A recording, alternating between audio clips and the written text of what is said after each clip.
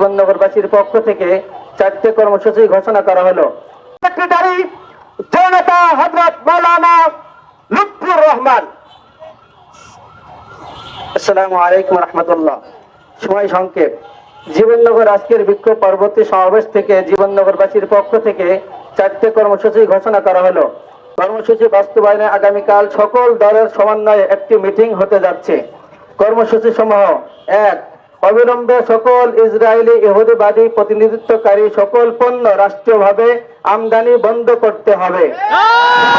সকলে 2 নম্বর, জীবননগর সহ সারা দেশে সকল শহর মহল্লা গ্রামের প্রতিটি দোকানে ইসরায়েলি পণ্য পরিপূর্ণভাবে বিক্রয় বন্ধ করতে হবে। 3 নম্বর, প্রতিটি দোকানে ক্যাম্পেইন পরিচালনা করে ইসরায়েলের পণ্য বিক্রয় বন্ধ করার ব্যবস্থা গ্রহণ করা হবে। 4. দল মত নির্বিশেষে প্রতিটি রাজনৈতিক দল সংগঠন উন্মুক্তভাবে ফিলিস্তিনি ভাইদের জন্য অর্থ সংগ্রহ করবে।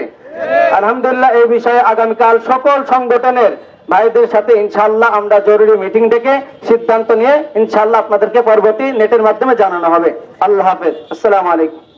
এটা আপনাদেরকে স্পষ্ট করি, আগামীকাল আমরা 3টার সময় জীবননগর থানার সকল সংগঠন সভাপতি সেক্রেটারি মহোদয়কে আমরা আহ্বান করব।